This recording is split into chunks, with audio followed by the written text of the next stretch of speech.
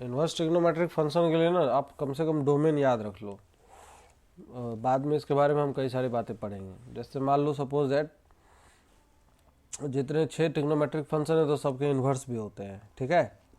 तो सबसे पहला फंक्शन जैसे साइन इन्वर्स एक्स फंक्शन है, तो साइन इन्वर्स एक्स फंक्शन का पहले डोमेन याद कर लो, रेंज याद कर लो, range of the function, domain और रेंज एटलीस्ट इतना याद रखो। तो इस फंक्शन का जो डोमेन होता है, डोमेन ऑफ दिस फंक्शन क्या होता है, mod of x is less than और इक्वल टू 1 आता है। और इस फंक्शन का जो रेंज हो जाता है, ये y बिलोंग्स टू क्या हो जाएगा, minus of pi by two से plus of pi by two हो जाएगा, सही है। तो ये रेंज ऑफ फंक्शन हो जाएगा। दूसरा अगर बात करें कॉस इनवर्स ऑफ एक्स, तो कॉस इनवर्स एक्स फंक्शन का जो भी डोमेन होता है that is also mod of x less than और इक्वल टू 1 है। और इस फंक्शन का जो रेंज होता है, रेंज बिलोंग्स टू 0 से पाई होता है, 0 से लेके पाई। थर्ड जो है टेन इनवर्स एक्स फंक्शन, तो टेन इनवर्स एक्स फंक्शन का डोमेन होता है x belongs to all real number. और इसका जो रेंज हो जाएगा, रेंज ऑफ दिस फंक्शन हो जाएगा y belongs to this is minus of pi by two से plus of pi by two, ठीक है। Now fourth function is that cot inverse of x function. तो कॉट इनवर्स एक्स फंक्शन होता है क्या, cot inverse x function का domain हो जाएगा ऑल रियल नंबर, और रेंज इस केस में हो जाता है y बिलोंग्स टू 0 से पाई, 0 और पाई पे ओपन रहेगा, ठीक है। फिफ्थ जो है that is sec inverse of x function है। तो सेक इनवर्स एक्स फंक्शन का डोमेन होता है mod of x greater than equal to 1। इस फंक्शन का जो रेंज हो जाएगा that is y belongs to 0 से पाई बाई 0 से पाई, और एक पॉइंट बीच में से हट जाएगा that is minus of pi by two, ठीक है। सिक्स जो फंक्शन है that is cosec inverse of x.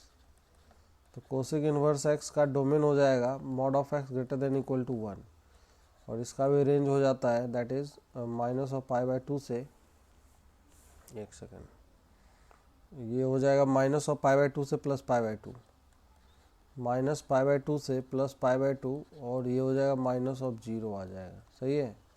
इस तरीके से आ जाता है। तो देखिए इसमें याद रखने में कुछ परेशानी नहीं है, डोमेन जस्ट उसका उल्टा है। एक्चुअली जो ट्रिग्नोमेट्रिक फंक्शन का रेंज होता है ना, ट्रिग्नोमेट्रिक फंक्शन का रेंज इन्वर्स ट्रिग्नोमेट्रिक फंक्शन का डोमेन हो जाता है।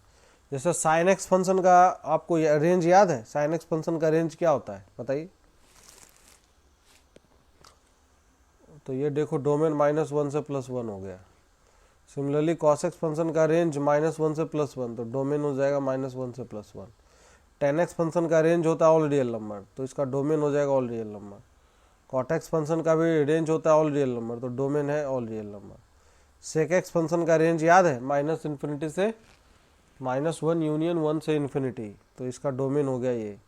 तो याद रखने में कोई परेशानी नहीं। इस रेंज का अलग कहानी है, इसमें रेंज का अलग कहानी होता है, उसको अब समझाएंगे तब समझ में आएगा अच्छे से, ठीक है।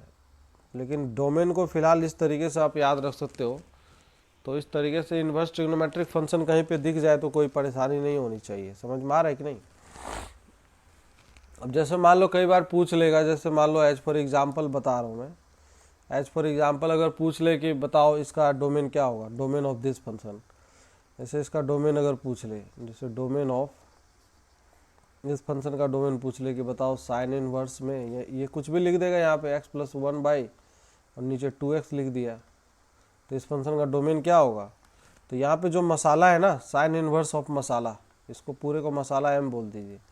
तो इस फंक्शन का डोमेन के लिए क्या लिखते हैं बताइए, मसाला का वैल्यू क्या होना चाहिए, mod of masala should be less than और इक्वल टू 1। तो बस इसको सॉल्व कर देना, अब इनइक्वलिटी का क्वेश्चन हो गया ये। तो ये हो जाएगा x+1 डिवाइडेड बाई 2x, इसका मॉड वैल्यू लेस देन और इक्वल टू 1 हो जाएगा, सही है।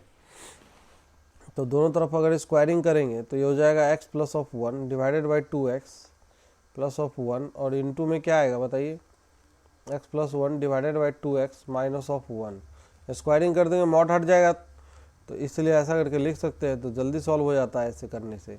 तो ऊपर आ जाएगा 2x+x that is 3x+1 divided by नीचे 2x, और इधर आ जाएगा x - 2x, तो ये -(x+1) डिवाइडेड बाई नीचे 2x लेस देन और इक्वल टू 0। अब यहाँ पे हमें देखना है इनइक्वलिटी सॉल्व करते वक्त इनइक्वलिटी के रूल्स हमेशा दिमाग में होने चाहिए कि सारे x का कोफिशिएंट क्या होना चाहिए, पॉजिटिव होना चाहिए।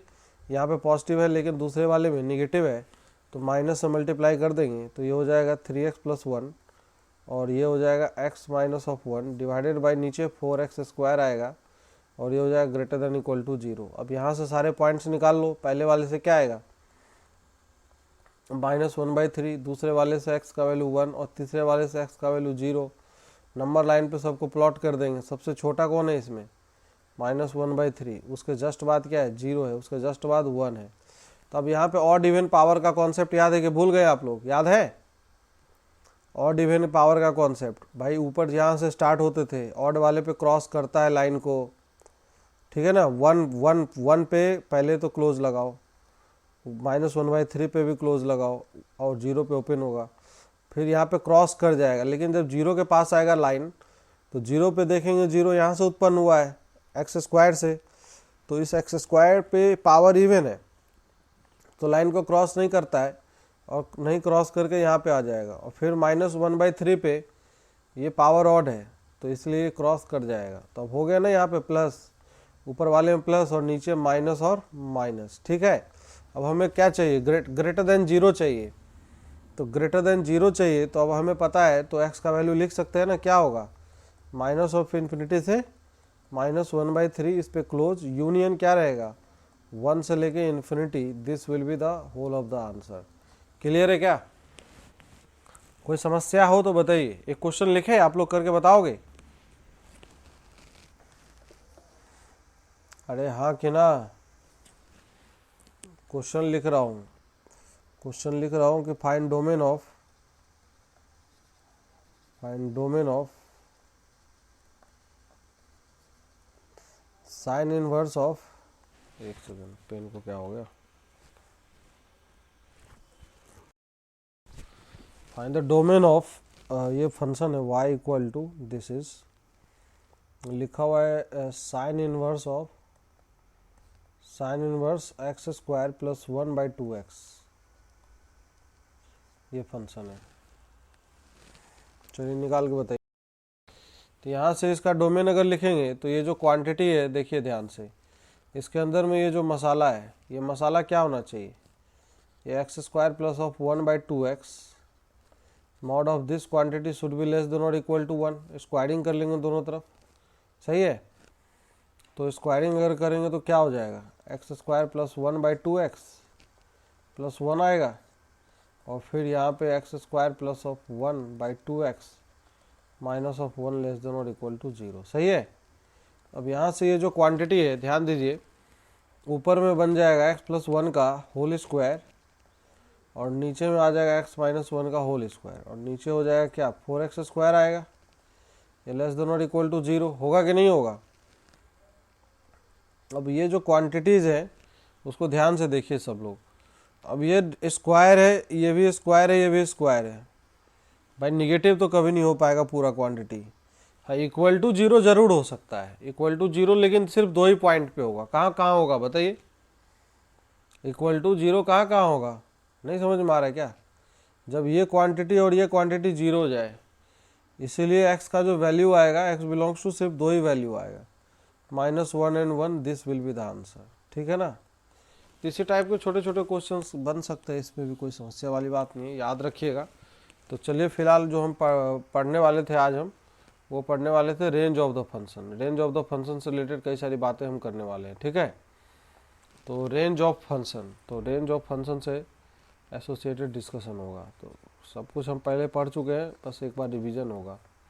रेंज ऑफ फंक्शन, तो रेंज ऑफ फंक्शन में सबसे पहली बात, छोटे छोटे फंक्शंस का, क्वाड्रेटिक फंक्शन का रेंज हम पहले पढ़ चुके हैं, ठीक है। क्वाड्रेटिक फंक्शन का रेंज कैसे निकालते हैं ये तो पढ़ चुके हैं ना पहले भी, याद नहीं आ रहा है? क्वाड्रेटिक में पढ़े थे। तो वो वैसे शुरुआत में भी मैंने डिस्कशन किया था। अगर क्वाड्रेटिक फंक्शन है तो क्वाड्रेटिक फंक्शन के लिए रेंज, तो क्वाड्रेटिक फंक्शन के लिए रेंज हमने याद करवा दिया था ना, ये y equal to ax² plus of bx plus c है, ठीक है। तो अब यहाँ पे लेकिन x का वैल्यू अगर रियल नंबर है तब ये रेंज होगा, अगर डोमेन रेस्ट्रिक्टेड हो जाए तो फिर अलग बातें हो जाएंगी।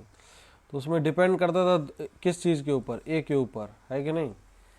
a के ऊपर ये चीज़ें डिपेंड करेगी कि ये जो वैल्यूज़ आ रही है निकल के, ये जो ग्राफ है, ग्राफ ऑफ द फंक्शन, याद है ग्राफ ऑफ द फंक्शन ए पे डिपेंड करता हुआ क्या अलग अलग ग्राफ बनता था दो केस में, नहीं है? ए ग्रेटर देन 0 अगर है तो अलग ग्राफ बनेगा, और ए लेस देन 0 है तो अलग ग्राफ बनेगा। ए अगर ग्रेटर देन 0 है तो ए ग्रेटर देन 0 पे कर्व कैसा बनता है? माउथ ओपनिंग अपवार्ड, कैसा भी कर्व बनेगा लेकिन वो ग्राफ बनेगा माउथ ओपनिंग अपवार्ड ही, ठीक है? तो माउथ ओपनिंग अपवार्ड मतलब मान लीजिए इस तरीके से कुछ कर्व बन गया, ऐसा कर्व बन गया, तो माउथ ओपनिंग अपवार्ड है, तो ये जो क्वांटिटी है इस पे ध्यान दीजिए। अब ये जो क्वांटिटी है यहाँ से ये इधर यहाँ पे जो पॉइंट आ रहा है, ये निचला पॉइंट का वर्टेक्स याद है ना, माइनस क्या होता था dy/4a, और किस पॉइंट पे आता है ये, किस x के वैल्यू के लिए, -b/2a पे आता है। तो इसलिए इस फंक्शन का रेंज क्या होगा, जो मिनिमम वैल्यू है, मिनिमम वैल्यू कहाँ से स्टार्ट होगा बताइए?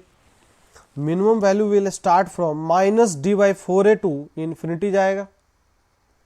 तो इसीलिए इस केस में जो रेंज हो जाएगा y बिलोंग्स टू क्या हो जाएगा, बोलिए? y बिलोंग्स टू हो जाए -d/4a से लेके क्या प्लस इन्फिनिटी जाएगा, है कि नहीं? अब जब a का वैल्यू लेस देन 0 होगा, ध्यान देना यहाँ पे, a का वैल्यू जब लेस देन 0 होगा तो ग्राफ कैसा बनेगा इस केस में? क्या माउथ ओपनिंग डाउनवर्ड बनेगा? तो माउथ कैसा भी बनेगा लेकिन that will be A mouth opening downward कर बनेगा, इस टाइप का बनेगा, है कि नहीं? तो इस केस में जो वर्टेक्स है, इस पे वर्टेक्स जो आ रहा है ये आएगा वर्टेक्स, तो इसमें भी x का वैल्यू वही आता है -b/2a, और y का वैल्यू क्या आएगा -d/4a आएगा। तो इस केस में जो रेंज आएगा माइनस इन्फिनिटी से लेके कहाँ तक जाएगा बताइए? क्या -d/4a तक जाएगा? तो इस केस में हो जाएगा -इन्फिनिटी से -d/4a, है कि नहीं? तो इस केस में -d/4a क्या है, मैक्सिमम वैल्यू है। ध्यान देना यहाँ पे दोनों में क्या अंतर है वो समझा रहा हूँ। इस केस में ये मैक्सिमम वैल्यू है, लेकिन इस केस में अगर बात करें तो ये क्या है बताइए? मिनिमम वैल्यू है ना, क्योंकि माउथ ओपनिंग अपवार्ड कर्व है, तो ये सबसे बॉटम मोस्ट पॉइंट जो होगा, bottom most point will be the minimum value. बात समझ में आ रही है? और ये अप टू कहाँ तक जाएगा, प्लस इन्फिनिटी तक जाएगा। सिमिलरली इधर -इन्फिनिटी से चालू होगा और ये इसका मैक्सिमम वैल्यू होगा। लेकिन ये चीज़ें तब है जब डोमेन क्या है, डोमेन ऑल रियल नंबर है। अगर डोमेन को यहीं पे रेस्ट्रिक्ट कर दे, मैं इस टाइप का एग्जांपल पहले भी लिया था, डोमेन को अगर छोटा बना दे, जैसे मान लो एक एग्जांपल लेते हैं, तो उस केस के लिए मैंने बताया था क्या करना है, याद है? कुछ चीज़ें याद है कि नहीं, पहले ये बताइए। जैसे मान लो सपोज दैट कि अगर कोई क्वाड्रेटिक दे देते, एग्जाम्पल से अच्छे से समझ में आएगा। जैसे मान लो ये y दे देते हैं x² plus of 3x plus of मान लीजिए 2 है, ठीक है? तो यहाँ पे अगर देखा जाए और x का रेंज हम कुछ दे देते हैं कि x का रेंज दे दिया गया है -2 से लेके 1 तक है, -2 से 1 तक ये x का रेंज। अब लेकिन क्या ये फॉर्मूला काम करेगा, ये ऊपर वाला फॉर्मूला? नहीं। अब ऊपर वाला फॉर्मूला डायरेक्टली काम नहीं करेगा क्योंकि डोमेन इज रेस्ट्रिक्टेड है, डोमेन को छोटा कर दिया गया है। तो यहाँ पे देखो डोमेन ऑल रियल नंबर नहीं है, तो इस केस के लिए हमने बताया था क्या करना है अगर क्वाड्रेटिक हो तो पहले -b/2a का वैल्यू निकाल लिया करेंगे हम यहाँ पे इस क्वाड्रेटिक के लिए। तो x का -b/2a का वैल्यू अगर निकालेंगे तो -3/2 आएगा, है कि नहीं? देखो -b/2a, ठीक है ना? तो ये देख लेंगे क्या ये इसको बिलोंग कर रहा है, इस इंटरवल को बिलोंग कर रहा है कि नहीं, पहले बताइए। ये जो डोमेन दिया गया है डोमेन को बिलोंग कर रहा है, यस। तो डोमेन को बिलोंग कर रहा है तो अब 3 पॉइंट पे वैल्यू निकालना पड़ेगा। किस किस पे? एक तो इस पे निकाल लो, एक इस पे निकाल लो और एक इस पे निकाल लो। हाँ, तो f(-3/2) का वैल्यू निकाल लो। तो f(-3/2) क्या होगा, -d/4a ही होगा ना, क्योंकि ये -b/2a ही है। तो -b² - 4ac, तो ये आएगा 9 माइनस कितना आएगा, फॉर्मूले में रखिए, -d/4 b² - 4ac कितना आएगा जी, 8 आएगा, अपॉन 4a आएगा, 4 × 1 तो कितना आ जाएगा, -1/4 आएगा, सही है। और फिर अब निकालेंगे -2 पे वैल्यू, f(-2) पे वैल्यू निकालो फंक्शन में रख के, तो कितना आएगा 4 - 6 प्लस ऑफ 2, तो ये कितना आ गया 0 आ गया। और f(1) पे वैल्यू निकाल लो, तो f(1) पे कितना आएगा जी 1 का स्क्वायर 1 + 3 + 2, तो ये आ गया 6 आएगा वैल्यू, सही है। तो अब इस 3 जो वैल्यू निकल के आया है, ये वैल्यू और ये वैल्यू, इन तीनों में मिनिमम कौन है, which one is the minimum, तो -1/4, और मैक्सिमम कौन है, 6 है, तो मिनिमम से मैक्सिमम इस फंक्शन का रेंज हो जाएगा। हाँ जी डी कुमार जी बोलिए, कुछ डाउट है? हाँ, तो -1/4 से 6 this will be the answer. कोई समस्या है? तो इस तरीके से हम इसको कर सकते हैं। अगर इसमें कोई परेशानी हो तो बताइए।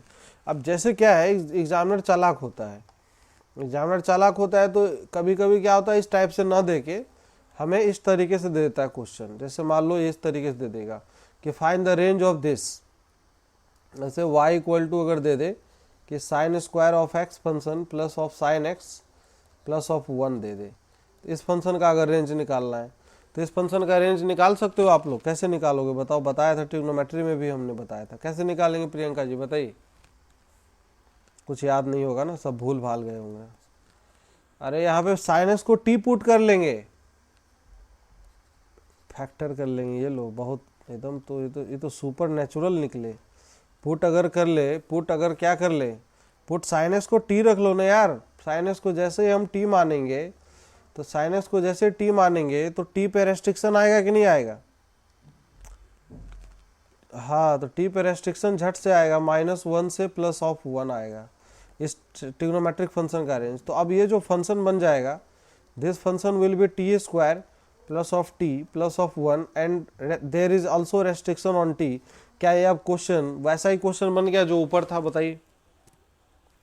अरे हाँ कि ना बोलो आत्मा सब,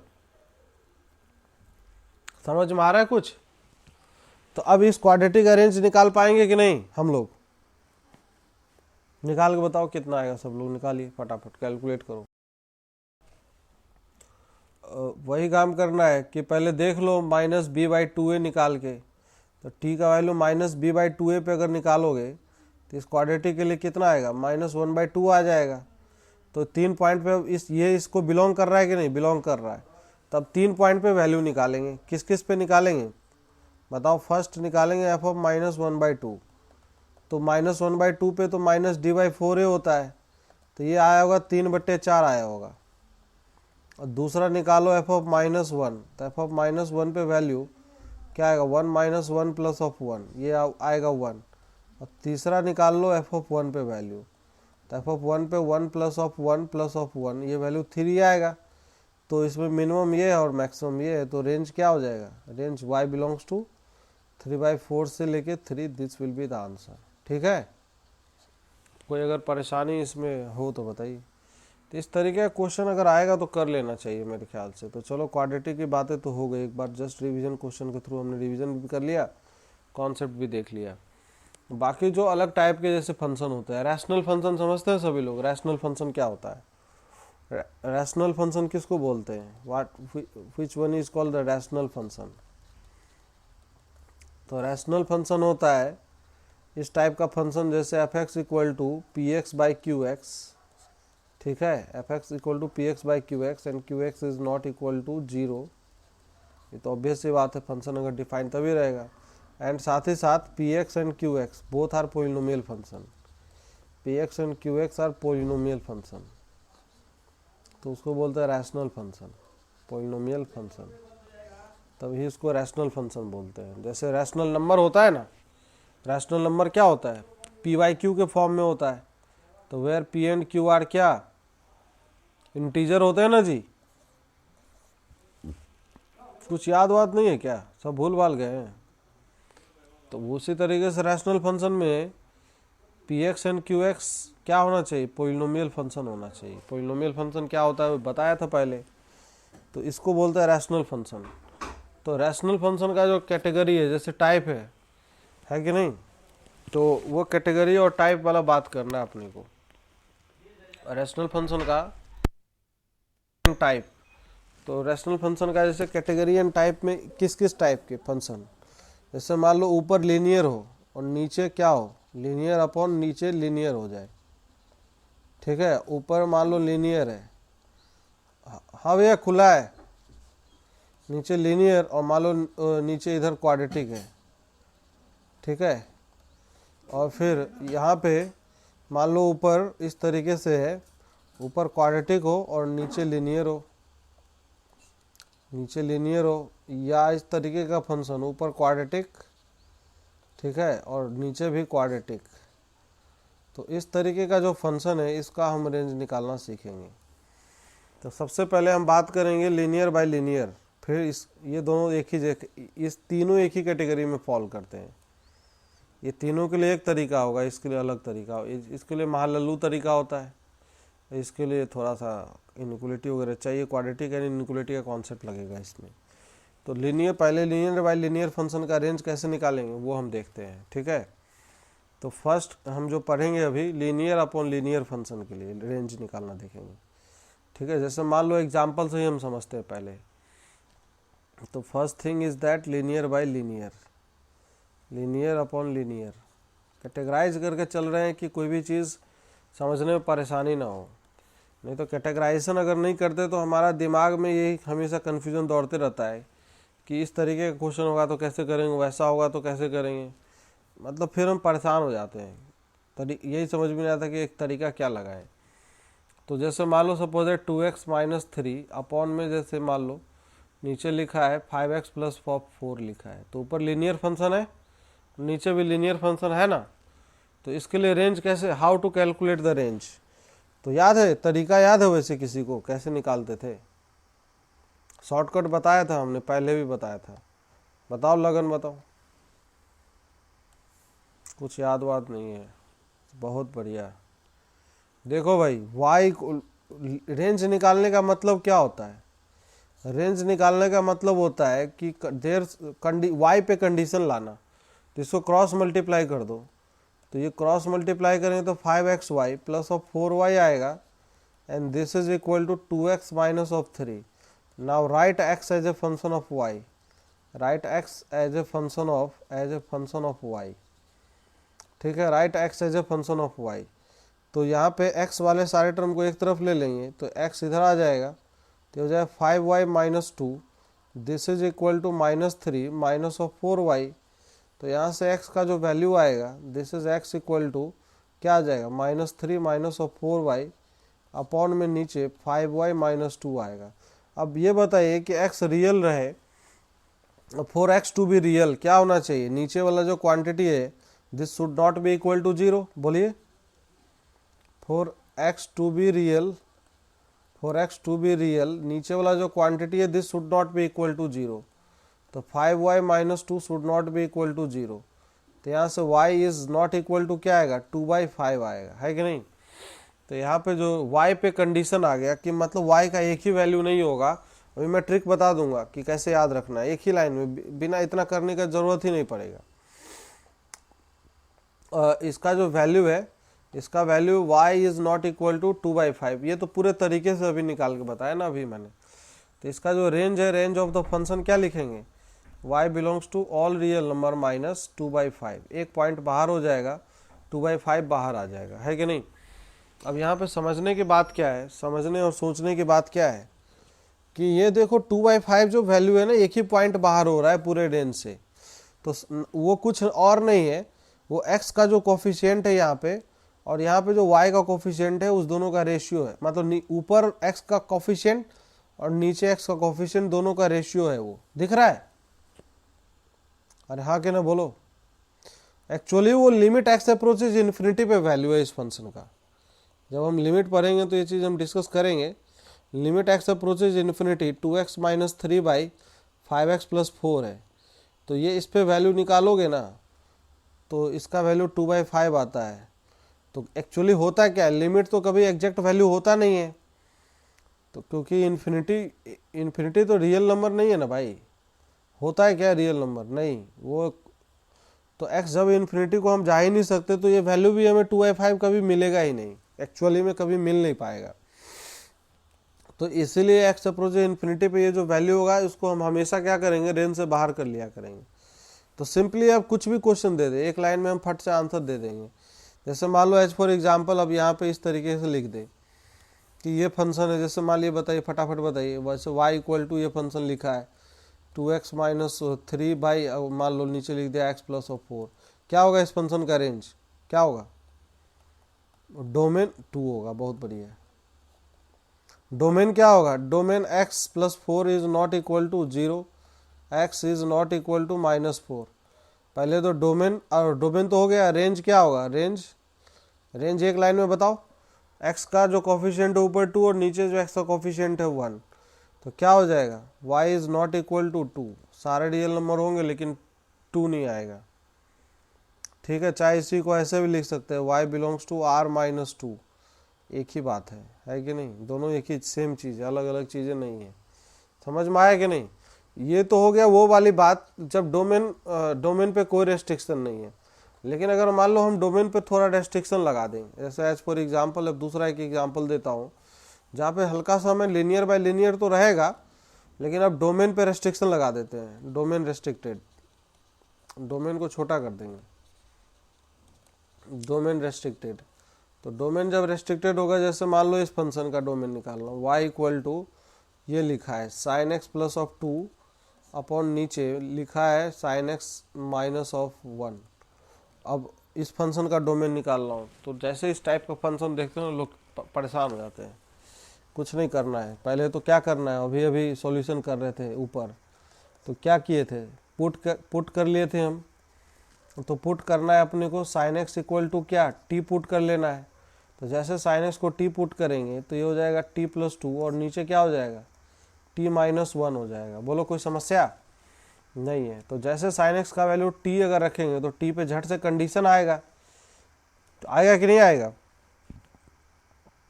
तो क्या आएगा टी पे कंडीशन, टी -1 से +1 के बीच में। साइन एक्स फंक्शन का क्योंकि रेंज होता है -1 से +1, तो दैट्स वाई टी पे कंडीशन आ गया। अब वो फंडा काम नहीं करेगा, अब दिमाग में आ गया टेंशन। क्यों, क्योंकि वो चीज़ अब यहाँ पे भैया वो तो तब हो रहा था जब डोमेन पे कोई एडिशनल रेस्ट्रिक्शन नहीं था, लेकिन here there is additional restriction and now this is a function, ये अपना फंक्शन है। समझ में आ रहा है कि नहीं। अब इसको कैसे डील करना है, तो इसको डील करना है कैसे, तो इसके लिए हम पहले लिखेंगे right T as a function of y, right T as a function of y, T को as a function of y लिखोगे। अब तो T as a function of y कैसे लिखेंगे, क्रॉस मल्टीप्लाई करेंगे, और क्रॉस मल्टीप्लाई करके फिर क्या करेंगे बताइए, क्रॉस मल्टीप्लाई करके फिर लिखेंगे। तो चलो टी वाई हो जाएगा minus of y, this is equal to t plus 2, इसको इधर लेके आएंगे तो ये हो जाएगा टी कॉमन आ जाएगा, y minus of 1, this is equal to, इसको उधर ले जाएंगे y प्लस 2, तो ये हो जाएगा t इज इक्वल टू क्या आ गया, y प्लस 2 अपॉन में क्या आ गया, y माइनस 1 आ गया। अब जैसे t पे ये रेस्ट्रिक्शन आया है y plus 2 upon y minus 1, अब सोचने की बात यह है कि t पे एक रेस्ट्रिक्शन है, एडिशनल रेस्ट्रिक्शन -1 से +1 है। तो अब हम जानते हैं कि t पे रेस्ट्रिक्शन है -1 से +1 के बीच में। चाहे इसी चीज को हम ऐसे भी लिख सकते हैं, चलो ठीक है, तो t के जगह पे रख दो y plus 2 upon y minus 1, और ये -1 से +1। क्या अब ये इनइक्वलिटी हम सॉल्व कर सकते हैं, हाँ कि ना बोलो पहले, पता नहीं सर। तो क्या हम इसी को अगर ऐसा लिख दे तो कोई परेशानी होगा, y plus 2 upon y minus 1 का मॉड वैल्यू लेस देन और इक्वल टू 1। टेंशन में आ गए होंगे सभी को, सभी आ गए ना, सबके सब टेंशन में। स्क्वायरिंग कर लेंगे क्योंकि जल्दी सॉल्व होता है, नहीं तो ऐसे क्या करना होगा, अब मान लो दोनों तरफ सिमेट्रिक नहीं होता, इधर -1 होता इधर 2 होता, तब तो फिर दो इनइक्वलिटी सॉल्व करना होता, फिर दो अलग अलग इनइक्वलिटी सॉल्व करते और दोनों का इंटरसेक्शन लेते। लेकिन थोड़ा सा यहाँ पे क्या है कि अपने लिए काम आसान हो गया। अब दोनों तरफ स्क्वायरिंग करेंगे, ए स्क्वायर माइनस बी स्क्वायर, तो इधर a प्लस बी आ जाएगा और फिर इधर a माइनस बी आ जाएगा। y प्लस 2 इनइक्वलिटी सॉल्व करने का फंडा सब बताया था, इनइक्वलिटी वाले लेक्चर्स में जाकर देख लेना भाई, अगर प्रॉब्लम हो, परेशानी हो तो। हाँ, अब यहाँ से अगर देखेंगे तो ऊपर क्या आएगा बताओ, ऊपर आ जाएगा 2y और -1 प्लस 2, तो प्लस ऑफ 1, और फिर इधर क्या आएगा, इधर देखिए नीचे में तो y प्लस 1 रहेगा, और इस तरफ क्या आएगा -y plus y cancel out हो जाएगा, 2 प्लस ऑफ 1 आ जाएगा, 2 + 1 ऊपर 3 आ जाएगा और नीचे y - 1 आएगा, लेस देन और इक्वल टू 0। सही बात है? नहीं, ये यहाँ +1 नहीं -1 होगा। हाँ, तो ये हो जाएगा -1। तो ये ऊपर आ जाए 3 तो बाहर फेंक लो, कोई फर्क नहीं पड़ेगा।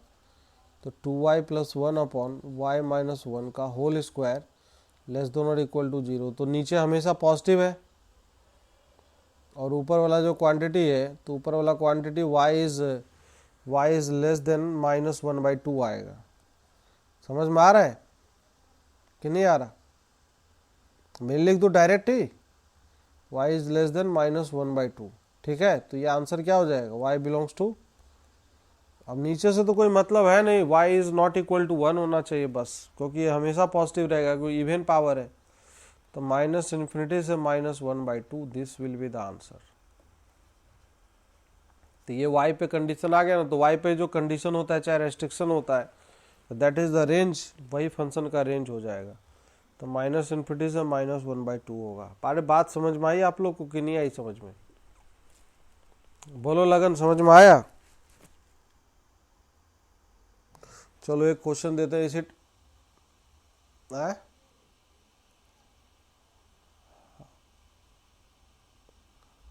इस फंक्शन का डोमेन क्या होगा? तो जो ओरिजिनल फंक्शन है वहां से देख लो ना, डोमेन क्या है? Original function sin x is not equal to 1। इस फंक्शन का डोमेन ये हो जाएगा, इस फंक्शन का डोमेन यहाँ से आएगा। देखो डोमेन ऑफ दिस फंक्शन क्या होगा, ये डोमेन पूछ रहा है कि सर डोमेन क्या होगा। तो डोमेन हो जाएगा sin x is not equal to 1।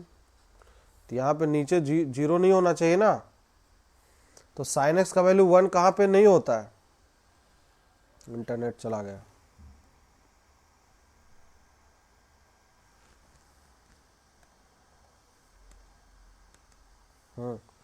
तो sin x का वैल्यू नॉट इक्वल टू 1 के लिए पता नहीं है? पहले ये बताओ sin x का वैल्यू 1 कहाँ पे होता है, ये सोचो, याद करो, बताइए। डी कुमार जी बताएंगे sin x का वैल्यू 1 कहाँ पे होता है, होगा कि नहीं? तो यही आंसर हो जाएगा, डोमेन दिस ये हो जाएगा, और रेंज तो पता ही अभी अभी निकाला है। क्लियर है? समझ में आया कि नहीं? चलिए क्वेश्चन और लिखते हैं आप लोग के लिए, फिर आप करना। तो चलो एक क्वेश्चन लिखते हैं। क्वेश्चन ये, इस फंक्शन का रेंज बताना है। फाइंड द डोमेन एंड, दोनों बताना है। Find domain and range, find domain and range,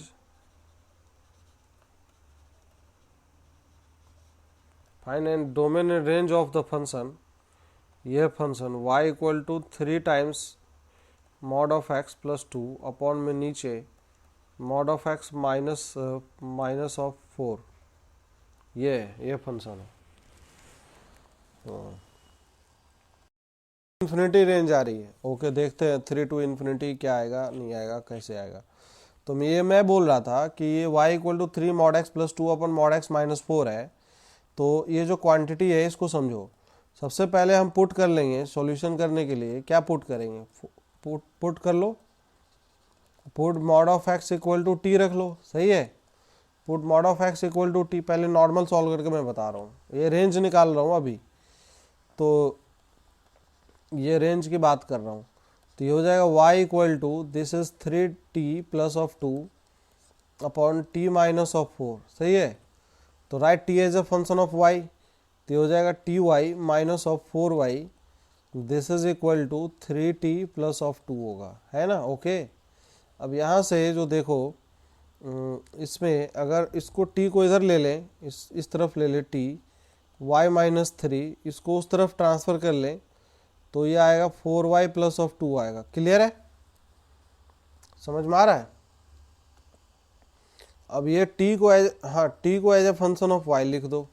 तो t को as a function of y अगर लिखेंगे तो t इज इक्वल टू हो जाएगा, this is 4y plus 2 upon this is y minus 3 आएगा। हाँ, अब जैसे mod x equal to t लिखेंगे तो यहाँ पे कंडीशन आएगा t is greater than equal to 0, क्योंकि मॉडुलस फंक्शन जो है that is always greater than 0 होता है ना। तो यहाँ से अब इस पे क्या आ जाएगा, ग्रेटर देन 0 आ जाएगा। क्लियर है क्या? ग्रेटर देन और इक्वल टू 0। अब इसको तो हम सॉल्व कर सकते हैं ना, यहाँ से 2 निकाल के बाहर फेंक लो, तो ये हो जाएगा 2y plus of 1 upon this is y minus 3 greater than equal to 0। तो यहाँ से y का वैल्यू -1/2 आएगा, तो ये -1/2 और इधर y इक्वल टू 3 आएगा, सही है। और -1/2 पे क्लोज रहेगा और 3 पे ओपन रहेगा, यहाँ प्लस फिर माइनस फिर प्लस, तो ये whole of the quantity, this whole of the quantity now required what, positive greater than equal to 0। तो इसलिए जो आंसर होगा माइनस ऑफ इन्फिनिटी से y बिलोंग्स टू क्या हो जाएगा, -∞ से -1/2 पे क्लोज रहेगा और फिर यूनियन 3 पे ओपन से लेके infinity, this will be the answer, ये आंसर आएगा। लगन तुम जो किए होगे उसमें भी तो 2 अलग अलग पार्ट आए होंगे, तो एक पार्ट में ये आंसर आएगा, दूसरे पार्ट में ये आएगा।